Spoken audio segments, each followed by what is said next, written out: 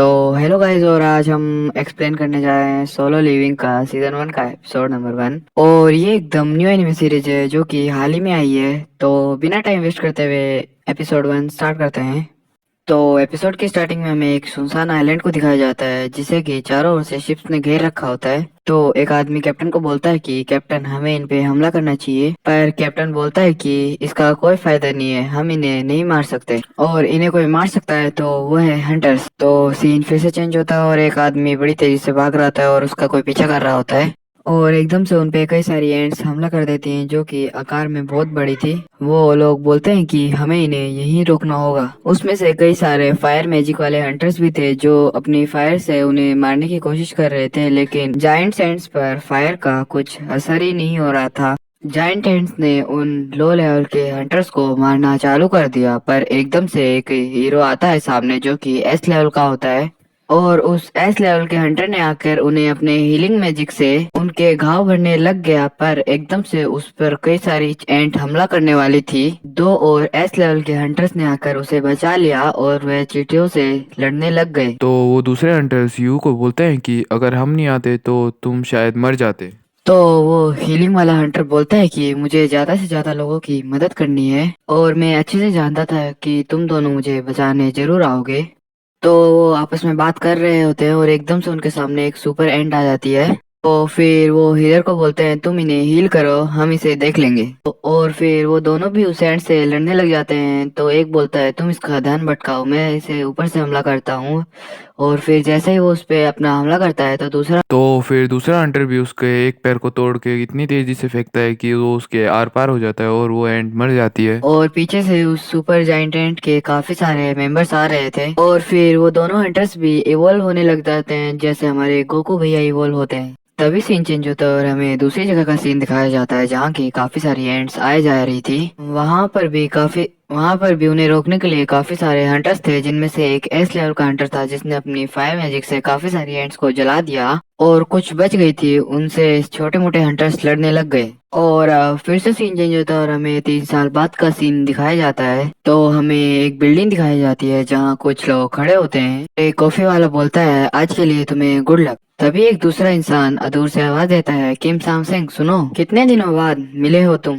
तो किम सांग सिंह बोलता है कि तुम यहाँ क्या कर रहे हो, मुझे तो लगा तुमने शिकार करना छोड़ दिया। तभी कुछ लोग बोल रहे होते हैं अरे ये तो संग है ना। तो संग भी थोड़ा घबराते हुए बोलता है तुम लोगों के साथ काम करके अच्छा लगा। तो किम संग को बोलता है कि आज की रेड पे जाने से पहले तुम क्यों ना कुछ खा लो।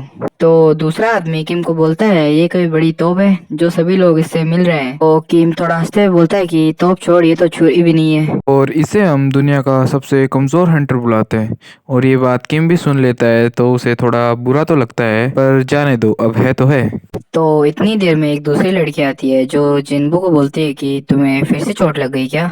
तो शिन बोलता है हम फिर से साथ काम कर रहे हैं जूही। तो वो दोनों एक दूसरे से बात कर रहे होते हैं। इतनी देर में उनका लीडर उन्हें बुला लेता है, चलो अभी हमारे चलने का समय हो गया। तो किम संग को बोलता है कि इस बार तुम हमारे पीछे ही रहना। और अब संग अपने खंजर को देखता है और बोलता है इसमें तो ना के बराबर ही जादू है, इतने पैसों में मैं सिर्फ यही खरीद पाया। और वो चला जाता है। और अब सीन चेंज होता है और हमें एक बिल्डिंग दिखाई जाती है जिसमें एक इंसान होता है जो कि हंटर ऑर्गेनाइजेशन का लीडर होता है। तो सीन फिर से चेंज होता है और हमें संग दिखाया जाता है जिसने गोब्लिन को मार दिया और उससे उसका आइटम ले लिया, लेकिन एकदम से उसके ऊपर एक दूसरा गोब्लिन भी हमला कर देता है, लेकिन वो उसे डिफेंड करता है। और फिर वो अपने खंजर से गोब्लिन पे वार करता है तो उसका खंजर बीच से टूट जाता है, और इतने में ही गोब्लिन अपनी तलवार शंख के पेट में मार देता है। पर दूसरा हंटर उस गोब्लिन को मार देता है और उस लड़की को बोलता है तुम इसे जल्दी से हील कर दो। और वो लड़की संग को हील कर रही होती है और संग बस उन हंटर्स को ही देख रहा होता है। तो फिर से सीन चेंज होता है और हमें उसी बिल्डिंग का सीन दिखाया जाता है जहाँ पर कई सारे रेयर आइटम्स रखे होते हैं। तो वो हंटर ऑर्गेनाइजेशन का लीडर बताता है कि ये माना क्रिस्टल बड़े कीमती हैं, गवर्नमेंट इनसे इलेक्ट्रिक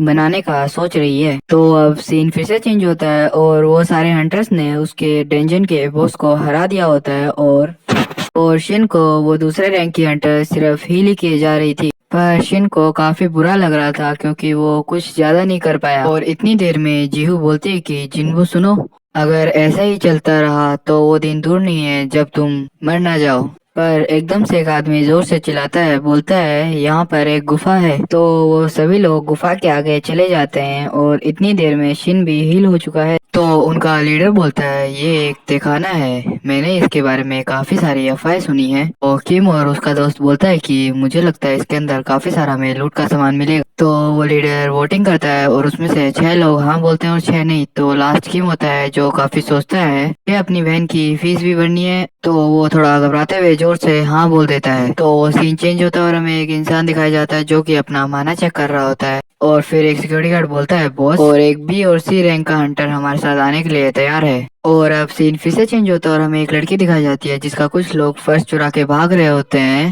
और फिर अचानक से उनकी बाइक के सामने एक लड़की आ जाती है और बड़ी ही खूबसूरत स्टाइल से उनसे वो फर्श छीन लेती है। और वैसे स्टाइल के साथ साथ ये लड़की भी काफी खूबसूरत है। इतनी देर में वहाँ पर लोगों का आना जाना शुरू हो जाता है और वो लड़की बोलती है ये फर्श मेरा है, इसको बचाने के लिए थैंक यू। और सभी लोग बोलते हैं कि ये तो इन है, मैं इसका बहुत बड़ा फैन हूँ, ये वो फलाना ढिमकाना। और इम को भी थोड़ा एम्बेरसिंग फील होता है तो वो वहाँ से चली जाती है।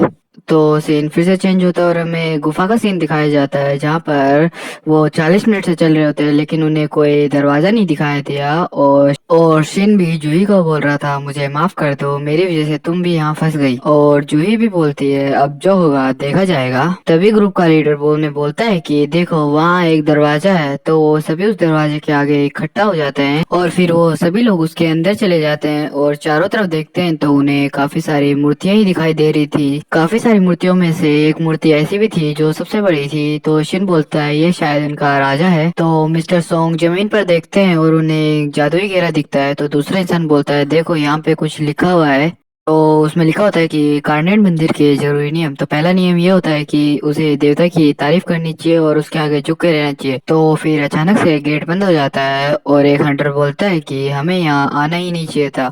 और फिर वो जैक बड़े गुस्से में गेट की ओर चलने लग जाता है और जैसे ही वो गेट को छूता है तो वहां पर जो गेट के साइड में स्टैचू होता है वो अपनी जगह से हिलता है और अपनी तलवार से उस हंटर के बीच में से 2 टुकड़े कर देता है। और इस सब को देख के लिटरली सबकी फट के आठ हो जाती है और सभी लोग हिल भी नहीं पाते हैं अपनी जगह से, सब कांपने लग जाते हैं। और शिन फिर पीछे मुड़ के राजा की ओर देखता है जो कि उन्हें ही घूर रहा था और एकदम से शिन अपने पास में चला जाता है। कि कैसे वो कितने सारे डेंजर्स में गया है और कितनी बार मरते मरते बचा है। उसके पास तो कुछ ढंग के वेपन्स भी नहीं थे जिनसे वो शिकार कर सके। और फिर वो सबको एकदम से बोलता है कि जल्दी से नीचे झुक जाओ। तो एकदम से एक आग की फ्लेम उनके सामने से आती है पर सभी लोग झुक के काफी बच जाते हैं। पर एक हंटर उसमें से पूरा शायद गायब भी हो जाता है, बस उसका हाथ ही बचता है। और ये सब देख के सारे हंटर काफी डर जाते हैं और शिन की आंखें भी काफी फटी ही रह जाती हैं। और इसी के साथ हमारा एपिसोड 1 खत्म होता है।